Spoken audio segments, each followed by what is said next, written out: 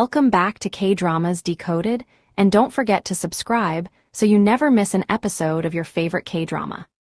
Episode 5 of Flex X Cop Season 2 begins with Jin I Soo being pushed to finally see a psychiatrist. His older colleague is worried about him after everything that has happened, but I Soo refuses to go. He argues that he has already dealt with killers and dangerous situations without anything going wrong. Eventually, the two make a deal. If his colleague goes to the hospital first for his own stomach problems, I Soo will consider going too. Meanwhile, at the Rosebud Hotel, another couple arrives to celebrate their first anniversary. They quickly discover that their reservation has somehow been canceled. The boyfriend desperately tries to find another room, especially since it is White Day and the hotel is completely packed. Luckily, one room is still available on the 7th floor. The couple excitedly heads upstairs, believing they are about to have the perfect romantic anniversary. But when they open the door, they discover a woman lying motionless behind the bed. They panic and immediately run away. The boyfriend later insists that he was simply shocked, while his girlfriend angrily points out that he practically threw her onto the bed and ran without her. Their romantic anniversary is officially ruined.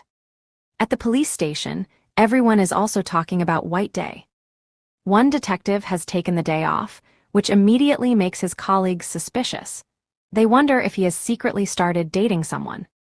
Before they can investigate his love life any further, however, a murder call comes in. A body has been discovered at the Rosebud Hotel. The victim is identified as Oh Min-young, a member of the hotel's concierge team.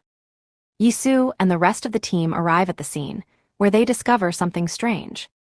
The victim appears to have been stabbed 3 times, but there is surprisingly little blood at the scene. Even more suspiciously, the murder weapon is nowhere to be found. The forensic doctor estimates that Min-young has been dead for at least 12 hours. Her phone is recovered and sent for forensic analysis, while the detectives begin questioning the hotel staff. The first major lead comes from the hotel employees. They reveal that Min-young had attracted attention from several men because of her appearance. In particular, one guest staying in room 701 had been repeatedly calling for her. He had been staying at the hotel for 3 weeks and was apparently asking Min-young to come to his room several times a day. Naturally, the detectives decide to pay him a visit.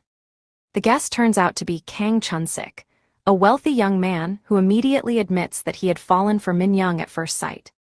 He insists that he wasn't stalking her. He was simply in love. Hyun explains that he had planned an elaborate White Day confession. He had ordered flowers, balloons, and a chocolate cake, and even rehearsed what he was going to say. Unfortunately for him, his romantic confession went terribly.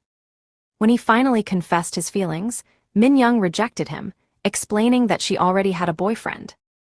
Hyun was devastated. He tells the detectives that Min-young came to his room at around 7 o'clock and left roughly 40 minutes later. Then the detectives deliver the devastating news. Min-young has been murdered. Hyun completely breaks down, insisting that they must be lying. He genuinely appears to have been heartbroken by Min-young's rejection, but that doesn't automatically clear him. The investigation takes another strange turn when the detectives discover that room 709, where Min-young's body was found, was supposedly empty. Why would Min-young have gone into an empty hotel room?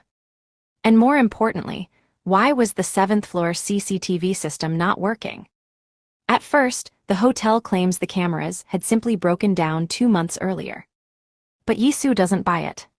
With help from an acquaintance who has access to the hotel systems, the team discovers the truth. The CCTV wasn't broken. Someone had deliberately disabled the recording system from the hotel's central server. That means whoever killed Min-young may have planned the crime in advance. And that strongly suggests an inside job. The detectives then discover another suspicious detail. Room 709 had been kept empty for 2 months, despite being in a 5-star hotel. The room was connected to the hotel's CEO, Yeom Yi-seop, who had apparently ordered staff to keep it vacant. The team begins digging into his connection with Min-young. And it turns out that the CEO had been interested in her. He had reportedly followed her around the hotel and even bought her expensive designer bags. Things become even more complicated when the CEO's wife enters the picture. She had become convinced that her husband was having an affair with Min Young. In fact, she had already confronted Min Young and physically attacked her. The wife openly admits that she hated Min Young and even says that, at one point, she wanted to kill her. That immediately makes her a serious suspect. But then the detectives discover something else. On the night of the murder, the CEO's wife and daughter both entered the hotel wearing disguises. Their car arrived at around 7:42 p.m. The two women claim they only went there because the wife suspected her husband was meeting Min Young. They had been trying to catch him in the act. According to the wife's story, they eventually found out that her husband had gone to the 7th floor. They rushed there but narrowly missed him. Later, they found him on the 10th floor around 8:20 p.m. The problem is that Min Young's estimated time of death is between 8 and 9 p.m. So the CEO's whereabouts during this crucial period become extremely important. The police question the hotel employees and discover that the CEO was supposedly in his office at around 8:20 p.m., with a front desk employee present. The employee confirms that the CEO had called him into the office. But the detectives aren't convinced that the CEO's story is completely reliable. At this point, both the CEO and his wife have suspicious motives. The wife hated Min Young and had already assaulted her. The CEO had been obsessed with Min Young and had control over the very hotel room where her body was discovered. He had also ordered the CCTV to be disabled. Yet something still doesn't add up. The crime scene contains almost no blood. There is no obvious murder weapon.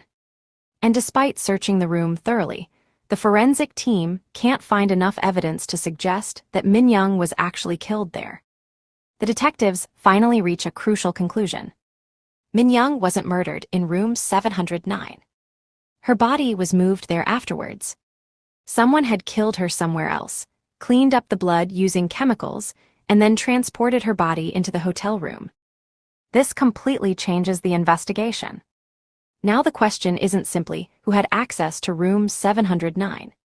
The detectives need to figure out who could have killed Min Young somewhere else, and then secretly moved her body into the hotel.